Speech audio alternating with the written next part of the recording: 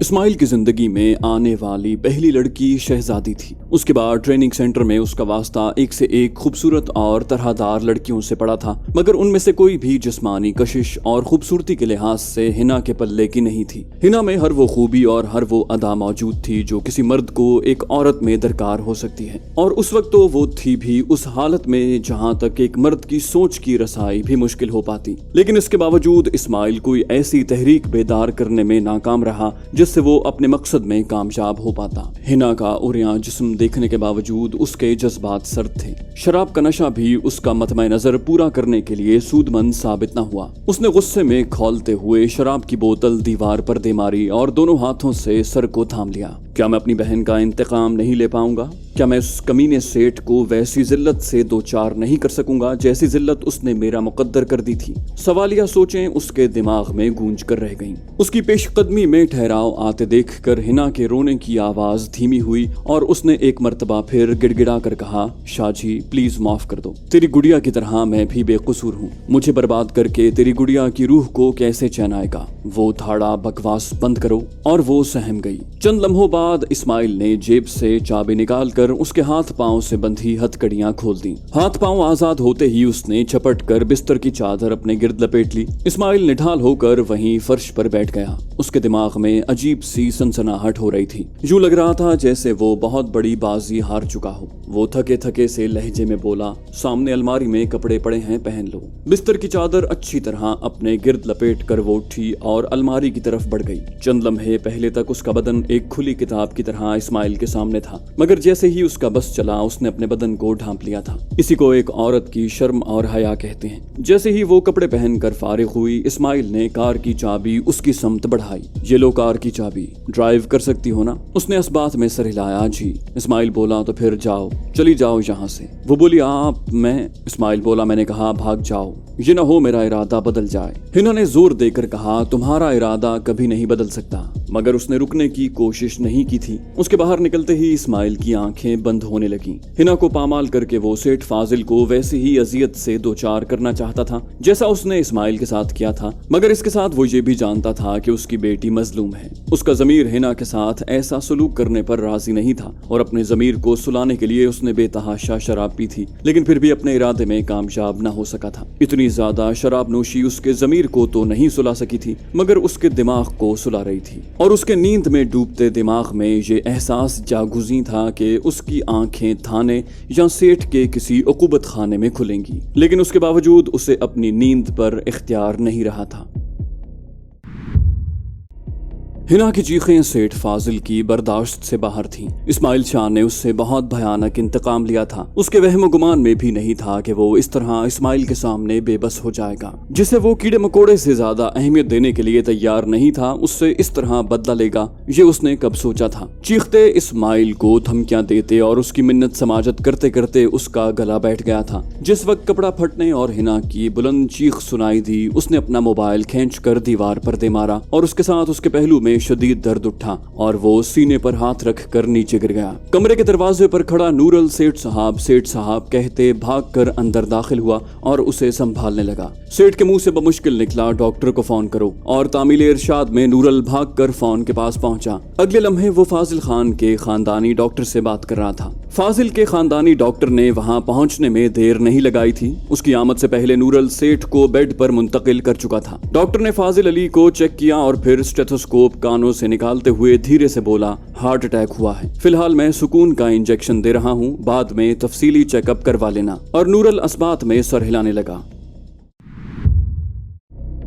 گھر واپسی پہ سارے راستے ہنا کے ذہن میں یہی خیال جاگزی رہا تھا کہ اب وہ اپنے باپ کا سامنا کیسے کرے گی۔ کیا وہ باپ کے کرتوت جاننے کے بعد بھی اس سے ویسی ہی محبت کر سکے گی جیسی پہلے کرتی تھی، یا اس کی محبت میں کمی آ جائے گی؟ کیا وہ بھی پہلے کی طرح اس کا سامنا کر سکے گا یا نہیں کر سکے گا؟ کسی کو قتل کرنے اور مارنے سے بھی زیادہ عورت کی عصمت دری کرنا اس کے نزدیک شنی فعل تھا۔ وہ جانتی تھی کہ جب ایک لڑکی کی عصمت دری کی جاتی ہے تو یہ مرحلہ اس کے لیے موت سے گراں ہوتا ہے۔ है और उसका बाप इस गुनाह में मुलव्विस हो चुका था। उसके दिल में अपने वालिद के लिए एक नफरत की लहर उठी, मगर फिर उस पे शफकत और मोहब्बत की याद गालिब आ गई। आखिर गुनाह भी तो एक इंसान से ही होता है, मुझे यकतरफा नहीं सोचना चाहिए। हो सकता है असल बात कोई और हो और इस्माइल शाह को गलत फहमी हुई हो। मगर उसके साथ ही उसे याद आया कि इस्माइल ने आंखों देखा हाल बताया था और उसके लबो लहजे में झूठ का शायबा भी नहीं था। सारे रास्ते उसे यही ख्याल चिमटे रहे। कोठी के गेट पे कार रोककर उसने सर हिलाकर इन ख्यालात को झटका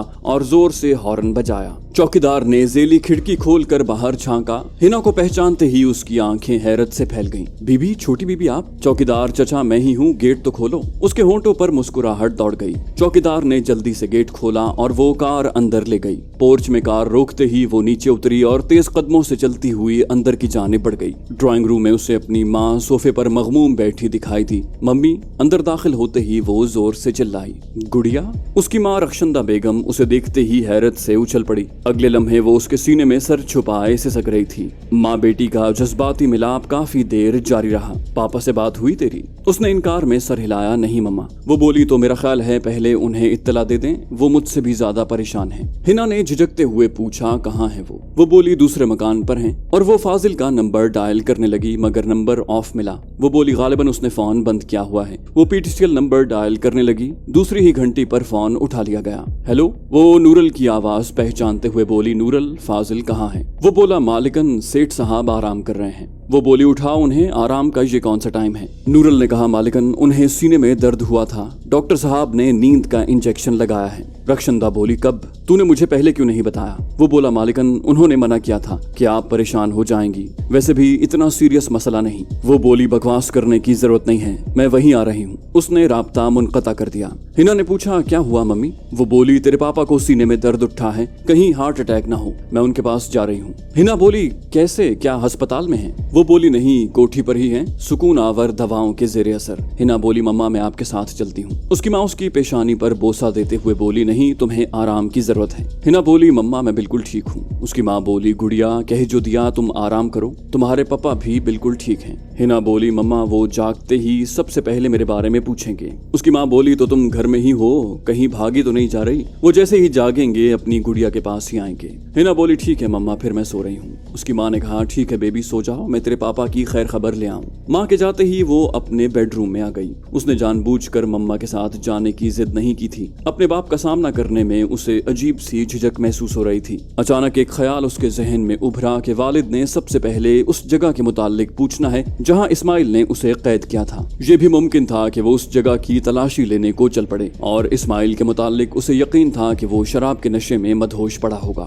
अगर किसी तरीके से उससे राब्ता हो जाए तो मैं उसे खतरे से आगाह कर दूं। एक सोच उसके दिमाग में गूंजी, मगर उसके साथ ही उसने तलखी से सोचा मेरी भला से हो जाए गिरफ्तार। फिर सोचा मगर वो मजलूम है और उसके साथ पहले भी बहुत जुल्म हुआ है। फिर इंतकाम के जोश और शराब के नशे में मदहोश होकर भी उसने एक लड़की की इस्मत पर हर्फ नहीं आने दिया। ये बात उसकी शराफत की दलील है, वरना तो हिना यूनिवर्सिटी की तालिबा थी और आए रोज लड़कियों के साथ होने वाली ज्यादतियों से वाकिफ थी। जानती थी कि एक मर्द के सामने जब औरत बेबसी की हालत में आती है तो वो उसका क्या हशर करता है। मगर यहाँ अजीब मामला हुआ था। बज़ाहिर नजर हिना की पामाली को अपने हक में जायज समझने वाला अपने हक से दस्तबरदार हो गया था। नामालूम उसे किस सोच ने रोका हुआ था। मुझे उसे खबरदार करना चाहिए, मगर वो बच्चा तो नहीं है कि इस बारे में अनजान हो। लाजिमन मेरे जाते ही उसने मकान छोड़ दिया होगा। नहीं, लेकिन उसकी हालत कहीं जाने वाली नहीं थी। दूसरी सोच ने पहले ख्याल की मुखालिफत की। अचानक उसे याद आया कि इस्माइल के पास उसका मोबाइल था जिसे वो उसके वालिद से बातचीत के लिए इस्तेमाल करता था। वो तपाई पर रखा फोन उठाकर अपना मोबाइल नंबर डायल करने लगी। घंटियां बजती रहीं मगर कोई फोन अटेंड नहीं कर रहा था। इसका सरीह मतलब यही बनता था कि वो अब तक बेहोश पड़ा है। जब काफी देर तक घंटियां जाने के बाद भी उसने कॉल अटेंड न की तो थक हार कर उसने फोन वापस क्रेडल पर रख दिया और सोने की कोशिश करने लगी। उसे यकीन था कि उसके वालिद को होश आने पे जैसे ही उसके मुतालिक पता चलेगा वो भागा आएगा। मगर वो उस वक्त तक वालिद से बातचीत नहीं करना चाहती थी जब तक कि इस्माइल को खतरे से आगाह न कर दे। कराची के इलाके कायदाबाद फ्लाईओवर के करीब धमाका। रोशनी के शहर कराची को तारीक करने की साजिशें बेनकाब। भारतीय एजेंसी रॉ की चालबाजियां, मक्कारियां, एक ऐसे नौजवान की दास्तान जिसे हालात ने दहशतगर्द बनने पर मजबूर किया।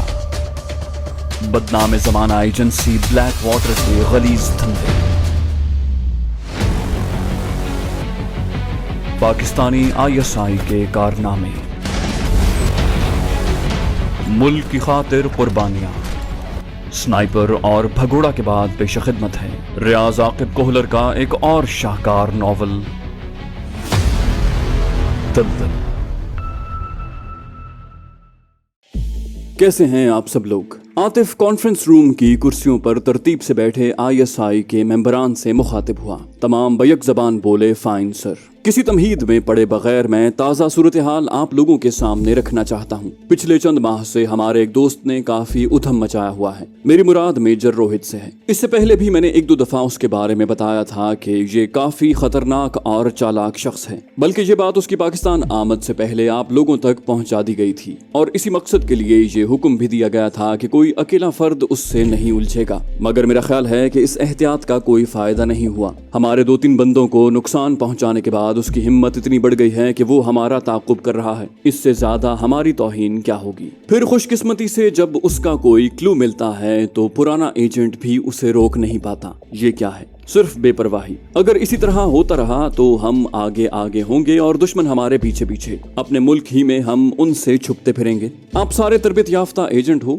कई किस्म के ज़हनी और जिस्मानी इम्तिहानात के बाद इस मकाम तक पहुंचे हो, इसलिए कोशिश करो कि तुम्हारी वजह से मुल्क व कौम की तौहीन ना हो। अगर वो जिस्मानी लिहाज से तुमसे बरतर है तो दिमागी सलाहियतों से उसे शिकस्त दो। क्या हो गया है तुम्हें? याद रखो, इसके बाद गलती की कोई गुंजाइश नहीं। सिद्दीकी साहब ने बहुत वाज़ेह अंदाज में कह दिया है कि जिस शख्स से भी बेएहतियाती हो उसका खमियाजा उसे भुगतना पड़ेगा। आतिफ एक लम्हा सांस लेने को रुका और फिर उसकी बात जारी रही। आज के बाद आप लोगों ने हुलिया बदल कर निकलना है, क्योंकि 1-2 छापों के दौरान आप दुश्मनों की नजर में आ चुके हो। वाज़ेह टारगेट बनने की कोशिश मत करना। बाकी कोशिश करें कि 2 और 3 की टोलियों में घूमें। मेजर रोहित के बारे में हल्की सी खबर की भी फौरी तौर पर मुझे या सिद्दीकी साहब को इत्तला दें। अगर हम न हो तो आपस में एक दूसरे को खबर करें। इसके अलावा भी कई छोटी छोटी एहतियातें हैं जो आपको अच्छी तरह मालूम है कि आपकी बुनियादी ट्रेनिंग का हिस्सा हैं, मगर भूली बिसरी हो चुकी हैं। उनको जहन में ताज़ा करो। इस लापरवाही और बेएहतियाती की वजह से हमारा एक कीमती साथी हमेशा हमेशा के लिए बिछड़ गया है और अगर यही हालत रही तो अगला नंबर हम में से किसी का भी हो सकता है।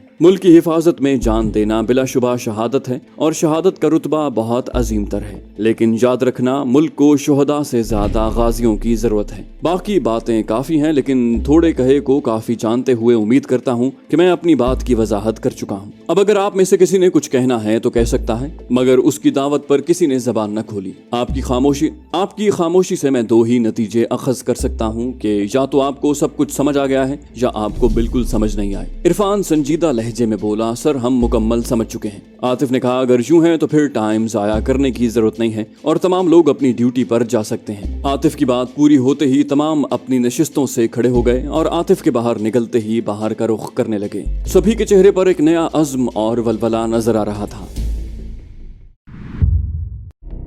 सेठ फाजिल की आंख खुली तो सबसे पहले उसकी निगाह अपनी बीवी रक्षंदा पर पड़ी। तुम यहाँ? वो बोली, क्यों, मैं यहाँ नहीं आ सकती। और आपने उस मुए नूरल को क्यों मना किया था कि आपकी बीमारी से मुझे लाइल्म रखे? अगर खुदा न खास्ता बात बढ़ जाती तो फिर? वो तेज लहजे में मुस्तफसिर हुई, क्योंकि सेठ फाजिल दुनिया के लिए जैसा भी था, अपनी बीवी के लिए मिसाली शौहर और बेटी के लिए मिसाली बाप था। वो बोला, असल में तुम गुड़िया के लिए भी परेशान थी ना? ऊपर से मेरी बीमारी का सुनती तो शायद तुम खुद भी किसी काबिल न रहती। फाजिल की आवाज में दुख की गहरी झलक थी। वो उसका सर दबाते हुए खुशी से भरपूर लहजे में बोली, गुड़िया तो वापस आ गई है। वो हैरत से उछल पड़ा, क्या, कब, किस टाइम, कैसी है? वो उसे वापस लेटाते हुए बोली, आराम से आराम से, अल्लाह का शुक्र है वो बिल्कुल ठीक है और इस टाइम सो रही है। वो बदहवास हो गया, बिल्कुल ठीक है? उससे पूछ तो लिया था ना और खुद भी देख लिया था ना? रख्शी आखिर को वो जवान लड़की है। उसकी बीवी बोली, फाजिल मैं भी औरत हूँ और उसकी माँ हूँ। याद रखो, बाप से ज्यादा माँ को बेटी की फिक्र होती है। आप तसल्ली रखें, वो बिल्कुल ठीक है, ज़हनी जिस्मानी हर लिहाज से। बल्कि वो तो उल्टा आपकी बीमारी का सुनकर परेशान हो गई थी और मेरे साथ ही आने पर मुसिर थी।